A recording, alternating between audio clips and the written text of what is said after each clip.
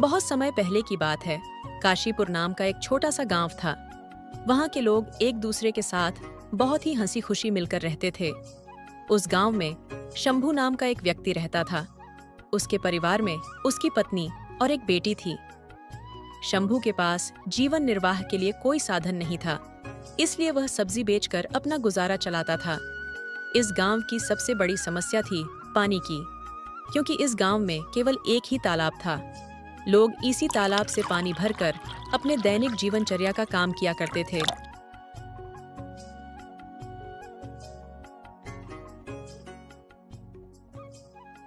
गांव में और कोई पानी का साधन न होने की वजह से गांव के लोगों को इसी तालाब पर निर्भर रहना पड़ता था। हालांकि गांव के लोग अपने इस जिंदगी से खुश थे। कुछ समय यूं ही हंसी खुशी बीत जाता है, लेकिन एक दिन जब गांव के कुछ लोग तालाब पर पानी भरने जाते हैं, तो देखते हैं कि तालाब के पानी पर बड़े बड़े मगरमच्छों ने कब्जा कर लिया है।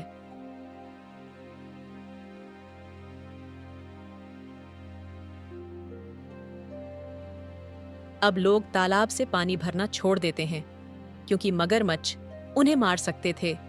थोड़े दिन बाद लोगों ने हिम्मत करके उस तालाब से पानी लाने की कोशिश की, मगर तालाब के मगरमच्छ उन्हें भी मारकर खा गए।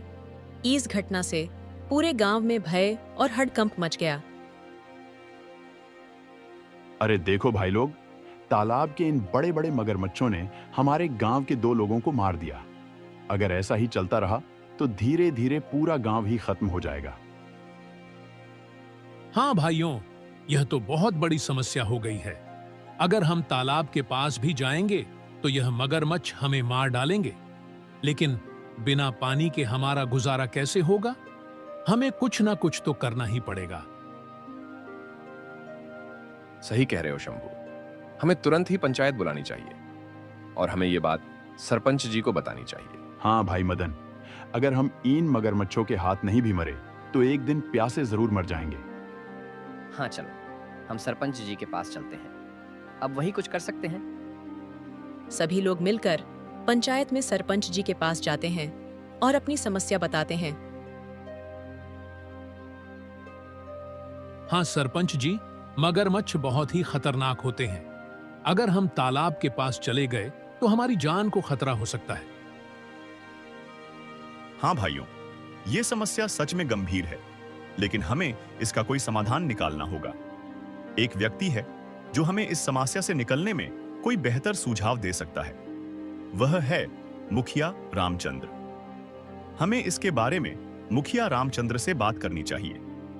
वे इस गांव के सबसे अक्लमंद इंसान हैं। वह इस समस्या का कोई ना कोई समाधान निकाल ही लेंगे। राम और लखन, तुम दोनों मुखिया के घर अभी जाओ और उनसे कहो कि सरपंच जी ने उन्हें तुरंत याद किया है। दोनों सेवक मुखिया के घर जाते हैं और उन्हें ले आते हैं।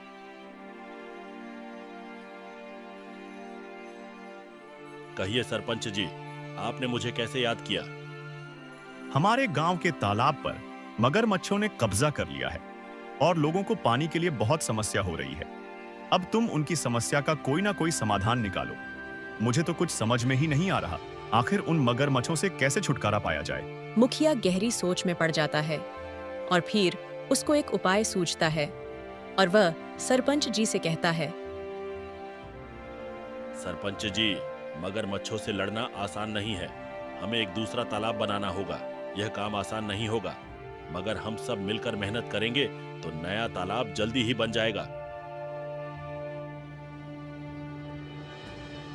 मुखिया जी, आप बिल्कुल सही कह रहे हैं। हम सब मिलकर मेहनत करेंगे और नया तालाब बनाएंगे। हाँ, हमें मिलकर काम करना होगा। इस समस्या का यही समाधान है। हाँ चलो फिर, कल से ही हम नया तालाब खोदने का काम शुरू करते हैं। सभी गांव वाले मिलकर काम करेंगे और पानी की समस्या से जल्द ही निजात पाएंगे। गांव वाले मुखिया जी के सुझाव से सहमत होते हैं और अगले दिन से ही तालाब खोदने का काम शुरू कर देते हैं। कुछ ही दिनों की मेहनत और मशक्कत के बाद आखिरकार गांव वालों ने मिलकर एक बहुत ही गहरा तालाब खोद लिया।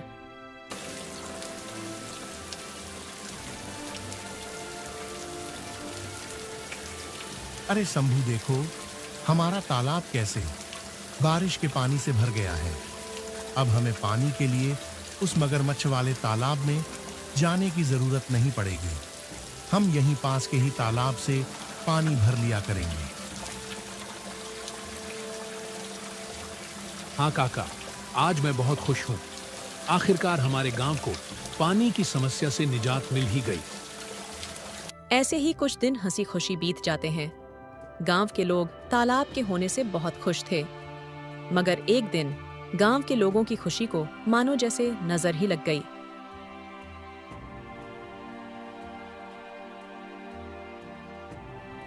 अजी सुनिए, जरा तालाब से मटकी भर ले आना। घर में पानी खत्म हो गया है। और हाँ, थोड़ा जल्दी आना। वहाँ गांव वालों से बातें करने मत बैठ जाना जब तक मैं आपके लिए गाय का दूध निकाल देती हूँ। हाँ ममता, मैं अभी तालाब से पानी भर लाता हूँ। जब शंभू मटकी लेकर तालाब के पास पहुंचा तो उसने देखा कि वहां पर मुखिया रामचंद्र खड़ा है और गांव वालों से पैसे ले रहा है। तभी शंभू ने एक व्यक्ति को रोककर पूछा, भैया क्या बात है? ये मुखिया जी किस चीज के पैसे ले रहे हैं? अरे भाई शंभू, क्या बताओ तुम्हें।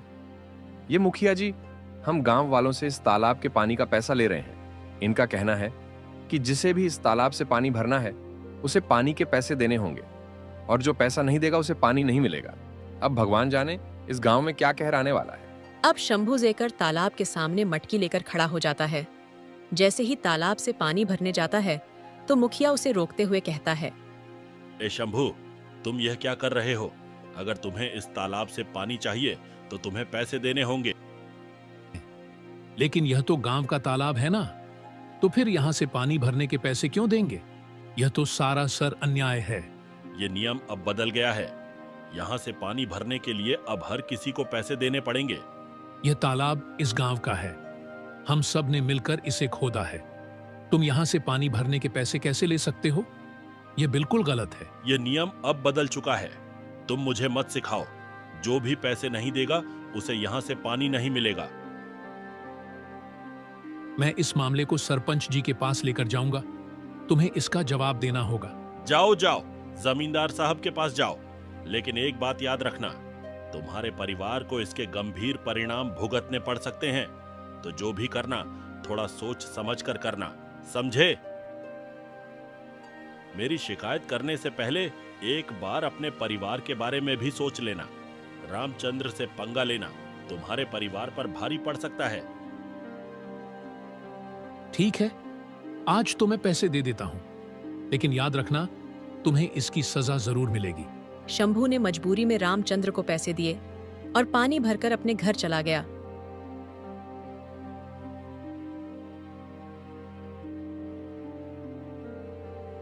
ममता, हम गांव वालों ने मिलकर जो तालाब खोदा था उस पर अब मुखिया जी ने रोक लगा दिया है। मुखिया ने कहा है कि अगर तुम्हें इस तालाब से पानी चाहिए तो पैसे देने होंगे। बेड़ा गर्क हो इस मुखिया का, जो हम गरीबों से इस पानी के भी पैसे तसील रहा है। देखना, एक दिन इस मुखिया को हम गरीबों की जरूर लगेगी। इतनी गर्मी में भी हम गरीबों से पैसे तसील रहे हैं। देख लेना, एक दिन ये मुखिया बूंद बूंद पानी को तरसेगा। नहीं ममता, ऐसा मत कहो। कोई हमारे साथ बुरा कर रहा है, इसका मतलब यह तो नहीं कि हम भी उसके साथ बुरा करें। सबको उसके कर्मों की सजा जरूर मिलती है। तुम देख लेना, मुखिया को भी उसके कर्मों की सजा एक ना एक दिन जरूर देगा भगवान। एक दिन उसके गांव में शहर से कोई व्यक्ति आता है। प्यास लगती है तो वह तालाब के किनारे पानी पीने जाता है। ये तालाब तो काफी बड़ा है, यहाँ से पानी पी लेता हूँ। बहुत जोरों की प्यास लगी है। तुम कौन हो? नमस्ते जी, मैं एक यात्री हूँ और बहुत प्यासा हूँ। मुझे बहुत जोरों की प्यास लगी है। बस यहाँ थोड़ा पानी पीने के लिए रुका हूँ। अच्छा, तो यहाँ पानी पीने के लिए रुके हो, लेकिन तुम्हें क्या पता है कि यहाँ पानी पीने के लिए तुम्हें पैसे देने होंगे? पैसे? कैसे पैसे? लेकिन पानी पर तो सभी का हक है, और ये तो सरकारी तालाब है। इस पानी पर तो सभी का हक है। फिर पानी पीने के लिए पैसे क्यों देने पड़ेंगे? ये सरकारी तालाब नहीं है, हमारा तालाब है। यहाँ पानी पीना है तो पैसा देना ही पड़ेगा। यह मेरा इलाका है। यहाँ मेरे कानून चलते हैं। अगर पानी पीना है तो पैसे दो, वरना यहाँ से चलते बनो। वह व्यक्ति बिना पानी पिए वहां से चला जाता है और सीधे सरपंच साहब के घर पहुंचता है। सरपंच साहब के घर के बाहर मुखिया के 2 आदमी खड़े थे। वे उस व्यक्ति से पूछते हैं, कौन हो तुम? तुम तो इस गांव के नहीं लगते, तो फिर यहाँ क्यों आए हो? मैं सरपंच साहब से मिलने आया हूँ। उन्होंने ही बुलाया है। मेरा नाम श्याम है और मैं यहाँ का नया कलेक्टर हूँ। ये सुनकर वह दोनों आदमी उस व्यक्ति को अंदर जाने देते हैं। नमस्ते सरपंच जी, मैं इस जिले का नया कलेक्टर हूँ। मेरा नाम श्याम है। नमस्ते कलेक्टर साहब, आइए बैठिए। मुझे बताएं, आपका यहाँ आना कैसे हुआ? सरपंच साहब, मैं यहाँ एक गंभीर समस्या के बारे में आपसे बात करने आया हूँ। मैं गांव के तालाब पर गया था और मुझे बहुत जोरों की प्यास लगी थी, तो मैंने पानी पीने की कोशिश की, लेकिन मुझे पानी पीने से मना कर दिया गया और मुझसे पानी पीने के पैसे मांगे गए।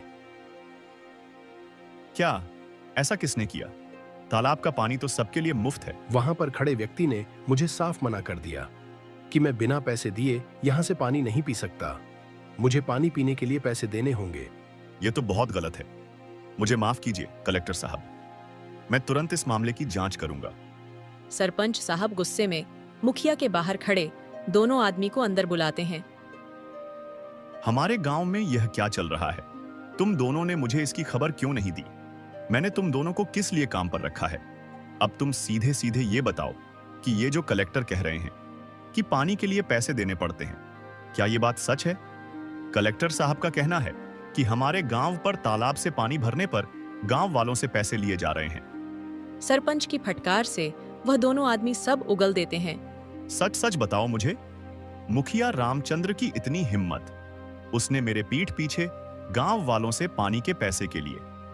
जाओ मुखिया को अभी यहां बुलाकर लाओ, और हां, साथ में सभी गांव वालों को भी यहां बुलाकर ले आओ। थोड़ी देर में मुखिया के साथ ही सभी गांव वाले सरपंच के घर पहुंच जाते हैं। गांव वालों, आज मैंने यहां आप सभी को एक जरूरी मुद्दे पर बात करने के लिए बुलाया है। मुझे पता चला है कि तालाब में पानी भरने के लिए आपसे पैसे वसूले जा रहे हैं। क्या ये बात सच है? सरपंच जी, यह बात सच है। हमें हर बार पानी भरने के लिए पैसे देने पड़ते हैं। हमारे साथ बहुत गलत हो रहा है। सरपंच जी, हम पहले से ही मुश्किल में हैं और यह नया नियम हमारे लिए भारी पड़ रहा है। मुखिया, तुम्हें क्या कहना है? क्या सच है कि तुमने पानी भरने के बदले लोगों से पैसे वसूले हैं?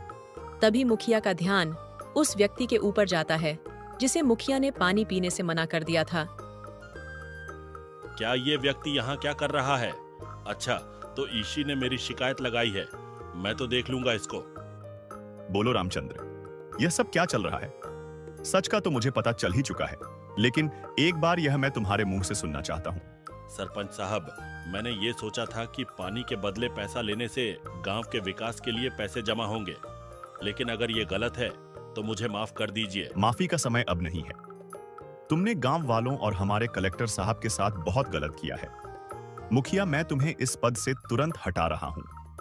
मुझे माफ कर दीजिए सरपंच साहब। तुमने अपने पद का दुरुपयोग किया है। माफी मांगने से कुछ नहीं होगा। अब से तुम इस पद पर नहीं रहोगे और गांव के किसी भी फैसले में तुम्हारा कोई भी अधिकार नहीं होगा। गांव वालों, मुझे खेद है कि आपको ऐसी कठिनाइयों का सामना करना पड़ा। मैं आपको आश्वासन देता हूं कि आगे से कोई ऐसा अन्याय नहीं होगा। तालाब का पानी अब सभी के लिए मुफ्त होगा। गांव वाले ये जानकर खुशी खुशी अपने काम में वापस लौट जाते हैं कि अब उन्हें तालाब के पानी के लिए कोई भुगतान नहीं करना पड़ेगा और उनके साथ कोई अन्याय नहीं होगा। ऐसी ही मजेदार कहानियां देखने के लिए हमारे वीडियो को लाइक और चैनल को सब्सक्राइब करके एक प्यारा सा कमेंट जरूर करें। Thanks for watching.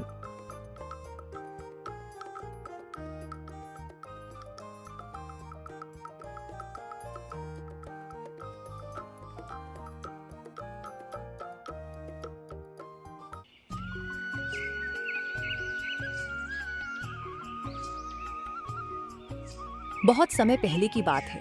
जामनगर में एक गरीब किसान रहता था जिसका नाम हरिया था। हरिया की आमदनी ज्यादा नहीं थी, इसलिए उसके दिन बहुत ही गरीबी में बीतते थे। उसके घर में सिर्फ उसकी पत्नी शारदा थी। शारदा स्वभाव से बहुत लालची और कंजूस थी। हरिया उतने पैसे कमा नहीं पाता था जितना उसकी पत्नी चाहती थी।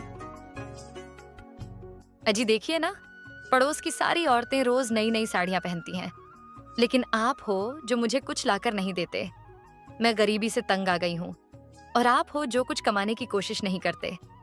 ना जाने हमारे अच्छे दिन कब आएंगे। हमने कौन सा पाप किया है जो मुझे ये दिन देखने पड़ रहे हैं। मैं तंग आ गई हूँ इस गरीबी से। अरे भाग्यवान, लेकिन मैं क्या करूं? मैं जितना भी कमाता हूं, मेरी उतनी कमाई तो घर के खर्चे में ही चला जाता है। मैं कोशिश तो कर ही रहा हूं ना। तुम चिंता मत करो, अगले हफ्ते मैं तुम्हारे लिए नई साड़ी ला दूंगा। हरिया रोज की तरह अपने खेतों में काम करने चला जाता है। हरिया के पड़ोस में बिरजू नाम का एक किसान रहता था। बिरजू एक सीधा साधा और मेहनती इंसान था। सब्जी बेचकर अपना जीविका चलाता था। बिरजू के सब्जियों की बहुत मांग थी। उसके सब्जी के ठेले पर हमेशा भीड़ लगी रहती थी। बिरजू के सब्जियों की बिक्री बहुत ज्यादा होती थी, इसलिए उसकी कमाई भी अच्छी खासी हो जाती थी। एक दिन हरिया की पत्नी के मन में एक बात आती है। क्यों ना मैं बिरजू भैया जाकर से पूछूं कि वो इतनी भाग्यशाली कैसे हैं, इनके पास इतने ग्राहक कैसे आते हैं और इनकी सारी सब्जियां हाथों हाथ बिक जाती हैं, और वो धीरे धीरे इतने अमीर कैसे होते जा रहे हैं। ये सोचकर वह बिरजू के दुकान पर जाती है।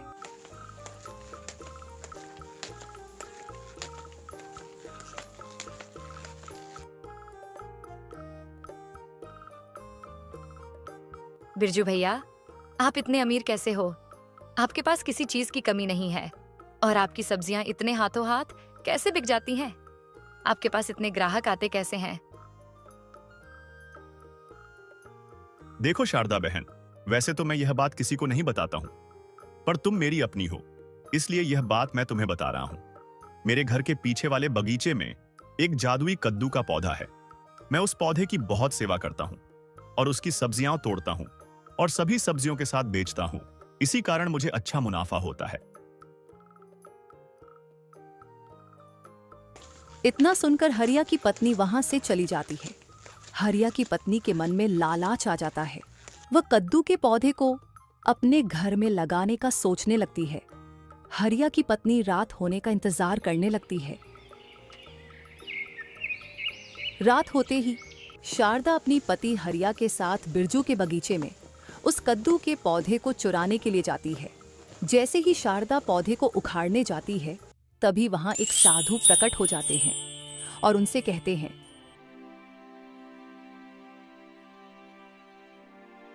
तुम दोनों यहाँ क्या कर रहे हो?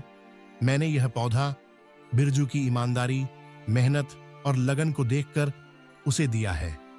तुम इसे यहाँ से नहीं ले जा सकते। तुम्हारे मन में लालच है। अगर तुम इसे छूओगे तो नष्ट हो जाओगे। साधु महाराज, हम पर भी कृपा करें। हम भी बहुत गरीब हैं, और मैं भी अपनी जिंदगी बिरजू भैया की तरह आराम से बिताना चाहती हूँ। हम पर भी कृपा करें और अपना आशीर्वाद दें। मेरे पति की आमदनी बहुत कम है, जिससे हमारा गुजारा अच्छी तरह से नहीं हो पाता। ठीक है, मैं तुम्हें जादुई घड़ा देता हूं। तुम्हें जब भी लगे कि तुम्हारे पास पैसे की कमी है और तुम चिंता में हो, तब जादुई घड़े को घुमाना। तब इस घड़े से सोने के सिक्के निकलेंगे। पर याद रखना, जब तुम्हारे पास कोई चीज की कमी ना हो, तब इसे घुमाएंगे तो यह घड़ा नष्ट हो जाएगा। फिर साधु बाबा ने उन्हें जादुई घड़ा दे दिया।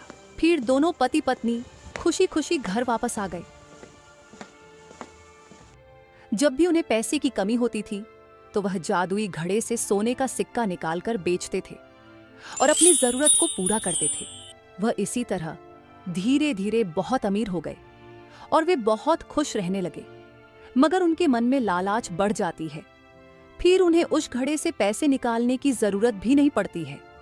पर एक दिन की बात है, हरिया की पत्नी ने सोचा, अगर ऐसे ही जादुई घड़ा रखा रहेगा तो उसकी जादुई शक्तियां खत्म हो जाएंगी।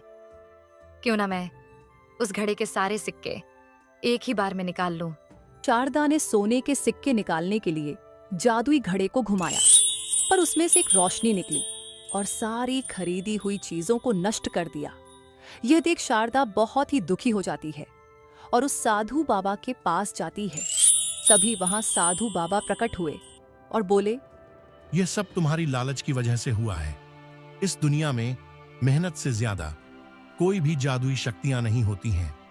तुम किसी भी काम को मेहनत और लगन से करोगे तो तुम्हें सब कुछ मिलेगा जो तुम चाहते हो। मुझे माफ कर दीजिए साधु महाराज, मैं पैसे की लालच में अंधी हो गई थी। अब माफी मांगने से क्या होगा बेटी, गया हुआ कभी लौटकर वापस नहीं आता। इतना कहकर साधु महाराज वहां से अदृश्य हो जाते हैं। अगर हमारी कहानी आपको पसंद है तो वीडियो को लाइक और चैनल को सब्सक्राइब करके एक प्यारा सा एक कमेंट अवश्य करें। Thanks for watching.